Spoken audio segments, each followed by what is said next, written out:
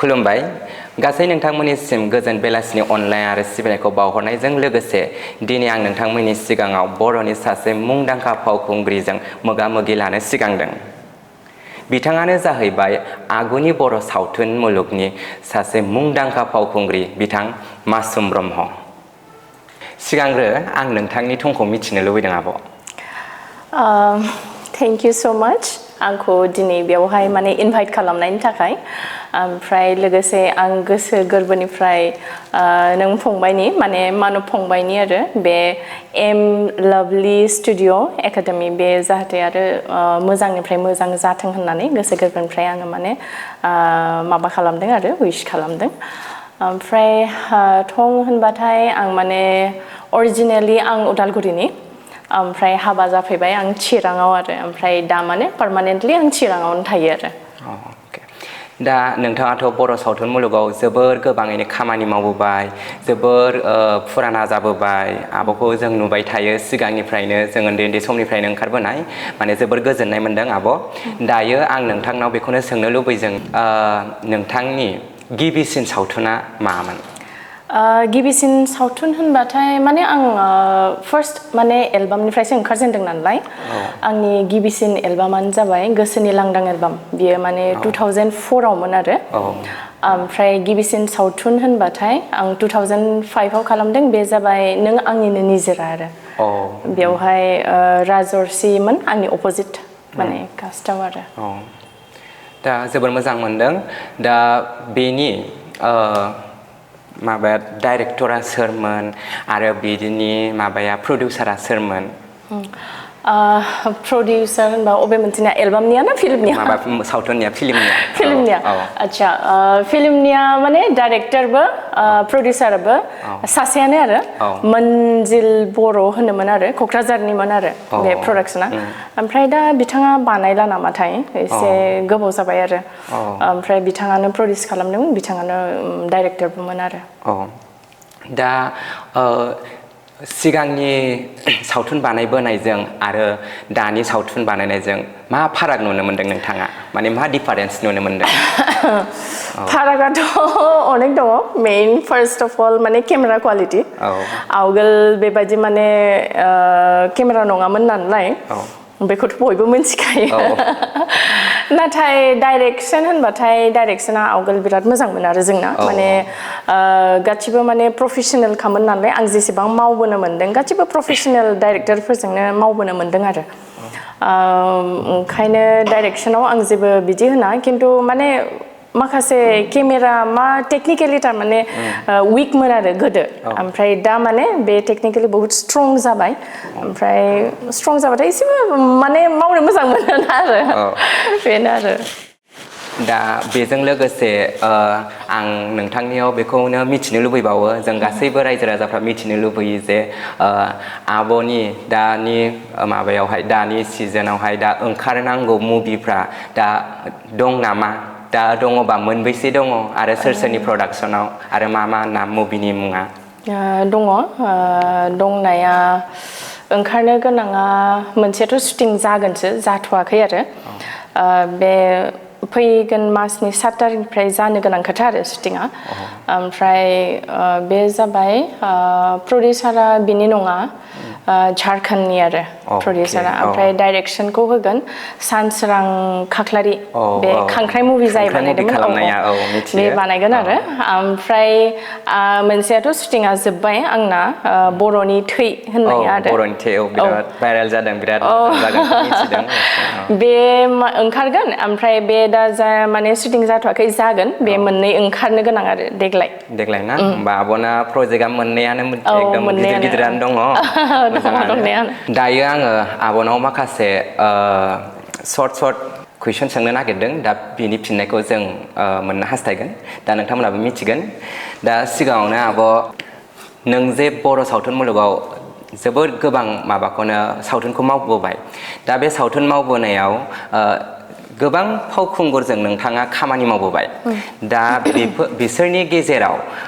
सोर फावखुंगुरा नोंथांजों बा माने एक्टिं खालामनायाव फाव खालामनायाव लाजिगुसु बा आनकम्फर्ट बा माने बिदिनो सोरबा लाजिग्रा थायोना बे एक्टरा सोर बिनि मुंखौ लानो हागोन नामा बिदिथ' रावबो गैया एक्चुअली मानोना आंनो फ्रि नालाय बयजोंबो ओंखायनो बिसोरबो बयबो आंजों फ्रि जायो आरो बयबो आंजों दस्रा एक्ट्रेसजों जेसेबां कम्फर्टेबल बिसोरो बांसिन आंजों कम्फर्टेबल जायो आरो ओंखायनो बेबायदि लाजिगुसु सोरखौ नांगौ सासेनि नाम लादो जायखिजाया राजिबमोन आवगोलसो दै दा नङा मानोना आंनो फ्रि खालायो नालाय बेबो माने कम्फर्ट जाबाय आरो आंजों ओमफ्राय माने लाजिगुसुसिन आरो सुकबिरबोमोन फार्स्टआव ओमफ्राय आं कम्फर्ट खालामबाय माने एक्चुअलि मा जायो शुटिंआव आरो जाय माने आंनि अपोजिट कास्ट जायो बिसोरखौबो माने आं सोमोन्दो लाया आरो जेसेबां आंनिफ्राय गिदिरानो जाया मानो आं मालाबाबो सोमोन्दो लाया डाइरेक्टली माने बिसोरखौ आं नाम गाबज्रियो आरो ओंखायनो बिसोरो माने इमिडिएटली आंजों कम्फर्ट जायो आरो खायसे थायो नालाय माने आदा होनो मा होनो गिदिरबा आरो आं हाजारखि गिदिरबाबो आं आदा होनो आरो जुदि आंनि अपोजिट कास्ट जादों आं लोगो लोगो बेखौ नाम गाबज्रियो आरो ओंखायनो बिसोर इमिडिएटली आंजों माने बिराद क्लोज जायो आरो ओमफ्राय बिराद कम्फर्टेबल जायो आरो ओंखायनो बिदि लाजिगुसु रावबो गैया दा नेक्स्ट सोंथिया जाहैबाय सोर फावखुंगुरा बिदिनो एक्टिं खालामनाय टाइमाव शुटिं टाइमावहाय नोंथांजों माने बिदिनो जेनेबा एदावलायो बा फेस्ला आखु दिखाङो फ्लार्ट खालामो बेफोरबायदि माने सोरबा नोंनि नोजोराव सोरबा फावखुंगुर दंमोन नामा फ्लार्ट खालामनो होनबाथाय बयनिख्रुइ बारासिन फ्लार्ट खालामो होनबा अमा एसे फ्लार्ट खालामो ओमफ्राय दिलीप माने जितु माने थैलांबाय बे जाय रुंसारि जाबाय बेबो एसे फ्लार्ट खालामोमोन ओमफ्राय बाखि बिदि खालामा एखमबा राजर्षियाबो खालायोमोन बिदि आरो माने बुरजायैनो दं होनबा इन्टारेस्टिं जोंनि बर' फावखुंगुरा बिराद इन्टारेस्टिं मोजां मोनो जास्ट ओरैनो आरो फ्रेन्डलि आरो बिदि जेबो गाज्रि माने नेगेटिभ सेन्सआव नङा लोगोसे शुटिंआवहाय बेबायदि इन्ट्रेस्ट खालामबासो मोजां माने होमबासो माने कम्फर्ट जोना एसे बारायो नालाय ओमफ्राय मानोना एसे एनैबाबो जोंना माने इन्टिमेट सिन थायो नालाय इन्टिमेट सिन माने हिन्दी फिल्म बायदिथ' नङा जोंना बर'फोरना जास्ट माने आइ टु आइ कन्टेक्ट लानानै माखासे माने रमान्टिक खोथा रायलायनांगौ जायो होमबा नों बे समाव जुदि नों माने अपोजिट नोंनि जाय कास्ट जायो बेजों जुदि नों कम्फर्ट नङा बा फ्रि नङा नों बे माखासे डायलगखौ होनो हाया थारमाने ओंखायनो माने फ्रि जाग्रोयो नालाय ओंखायनो बिसोरो माने जेबो फिल खालामा आरो आंजों एकदम पुरा फ्रि आरो गोजोननाय थाबाय दा नेक्स्ट कुइसना जाहैबाय दा नोंथाङा जे बे सावथुन मुलुगाव आगान होबोबाय दा बिनि सायाव सानै एक्ट्रेस थायोना अबेबा मुभियाव फार्स्ट रल बा सेकेन्ड रल बेबायदि थायो दा बेवहाय नोंजों फार्स्ट टाइम सोर फावखुंग्रिया नोंजों खामानि मावजेना दुएटआव बा नों खामानि मावजेना बे दुएटआव आंजों माबा संगिना आब' संगिना संगिना दा बे आब' संगिनानि बागै नोंथाङा फंनैसो बुंनो हागोन नामा माने नोंजों लोगोसे शुटिं खालामनायावहाय माबायदि मिलायोमोन दा माबाफोर दुखु मोनदोंमोन नामा गेजेर ससेफ्राव बा माबायदि माने हेल्पफुलमोन नामा बेफोरखौ नों एसे फोरमायना होदो नामा एक्चुअली संगिनाखौ लोगो मोननाया आङो फार्स्ट एलबाम गाजेननायनिफ्रायनो आं लोगो मोनदों आरो जों माने बै समनिफ्रायनो फ्रेन्डखा आरो बै समाव मबाइल माने लाथ'वाखैमोन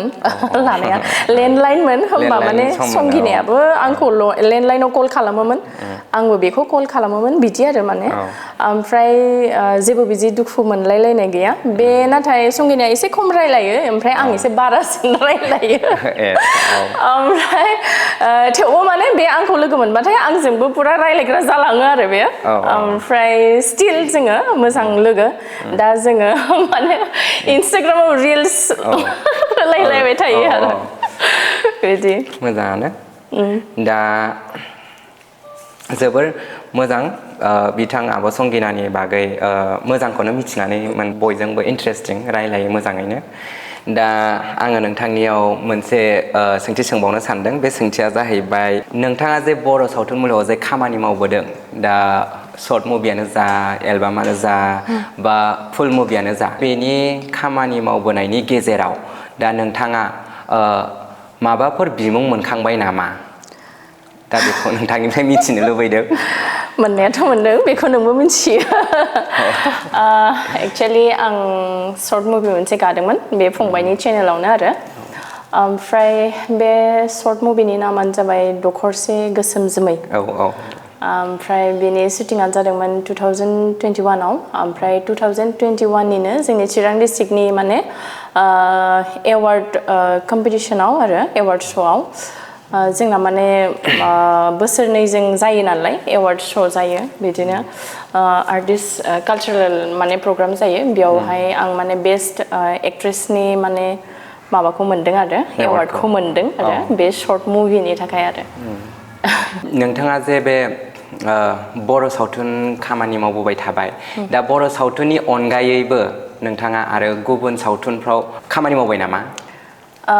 मावनाया आं मावदों 2009 आव आङो एसामिस मुभियाव मावदों एज ए लिड रलावनो आरो ओमफ्राय नामानो जाबाय हृदयत तुमि मोर फुल मुभियानो ओमफ्राय बेनि उनाव आं राभा एलबामबो खालामदों हाबानि सिगां आरो दे हाबानि उनाव नङा हाबानि सिगां हाबानि सिगां मावदों आरो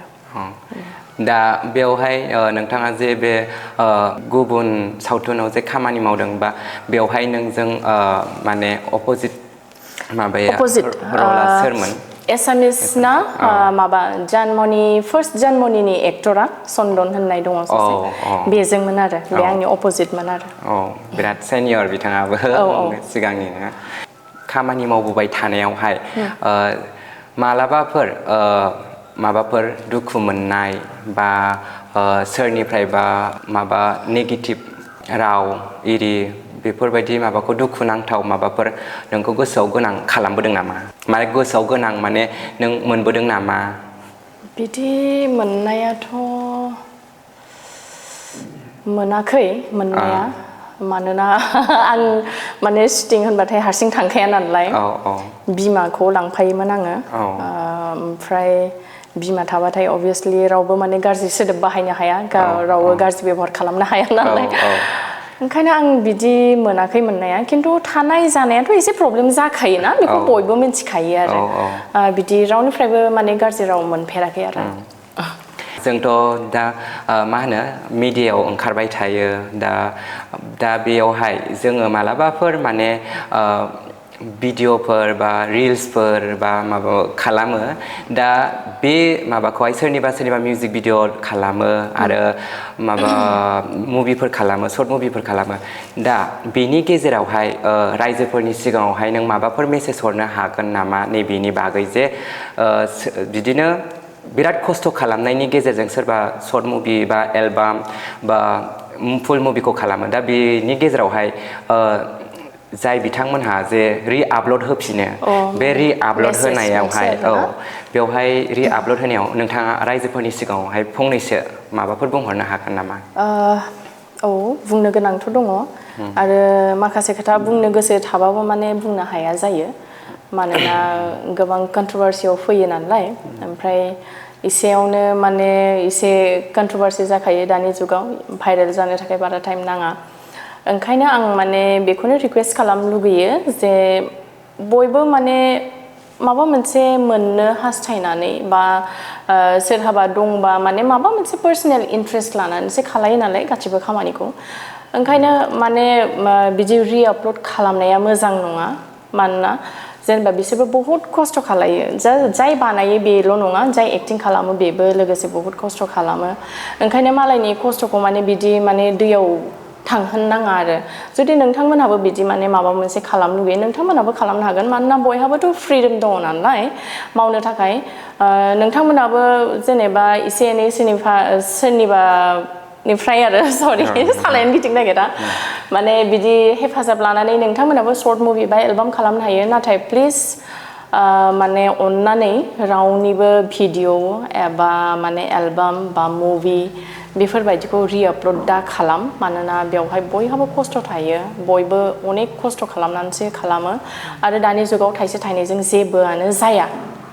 जेबोआनो जाया थाइसे थाइनैजों अनेक फैसा खरसा जायो अनेक देहानि खस्थ' अनेक मेन्टेलिबो माने बहुत खस्थ' जायो ओंखायनो प्लिज माने आं रिक्वेस्ट खालामो आंनिफ्राय गुरै मोनसे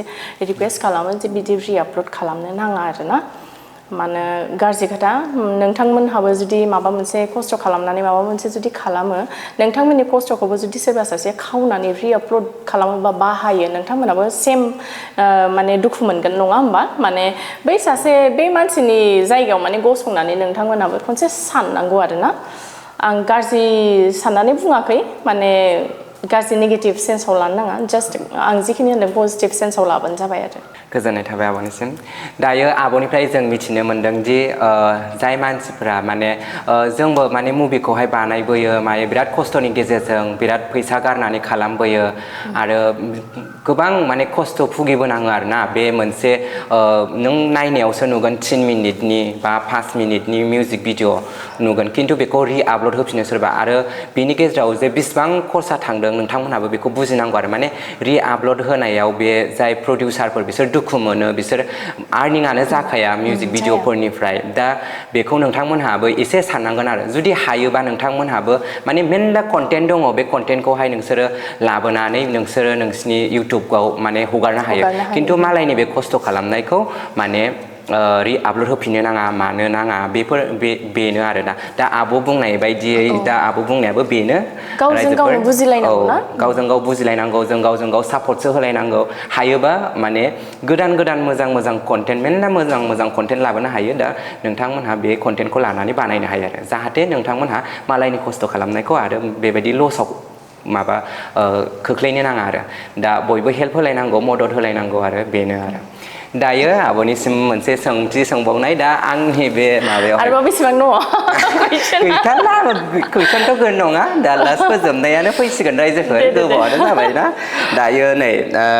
मोगा-मोगि उइथ मानब लाभलि श'आव फैनानै सोंनाय आरो फिननायखौ लानानै नोंथाङा माबायदि मोनदों हाय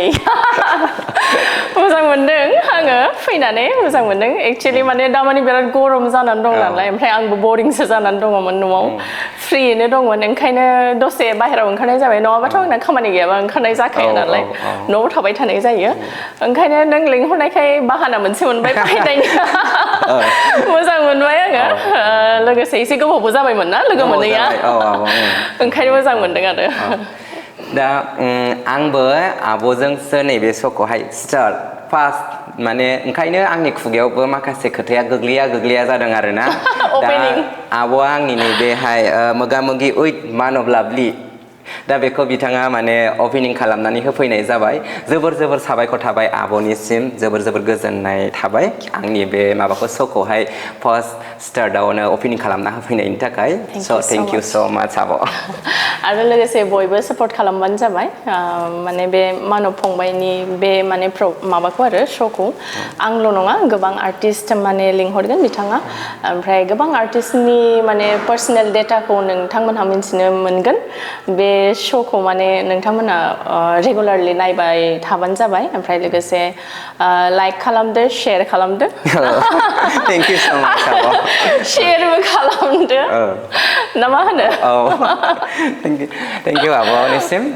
दा रायजोफोर नोंथांमोननि सिगाङाव आंनि बे मोगा-मोगि उइथ मानब लाभलि लानाय श'आवहाय नोंथांमोननिसिम जोबोर साबायखर थाबाय आंनि बे श'खौ नायनायनि थाखाय दायो आं नोंथांमोननि सिगाङाव बेखौनो बुंहरनो सानोदि आङो जा हायो नोंथांमोननि सिगाङावहाय आं गोदान माने फावखुंगुर आरो फावखुंग्रि आरो बेजों लोगोसे गासैबो महरगिरिखौ आरोना बिनि सायाव आरो मुंदांखा गेलेगिरि आरो मुंदांखा खनगिरि मुंदांखा दामगिरि गासैबो बिथिंनिफ्राय बाहागो मोनजोबनाय बिथांमोनखौ आङो नोंथांमोननि सिगाङाव जा हागौ बेवहाय आङो लाबोनानै दिन्थिफैगोन दा बेनि थाखाय नोंथांमोनहा आंखौ सापर्ट होलांबाय था आरो आं नोंथांमोननि सिगाङावहाय हाजासे दिन्थिलांबाय थानो हागोन आरो एन्टारटेनमेन्ट खालामलांबाय थानो हागोनखौ आं आसा खालामो गोजोनथोंसै खुलुमबाय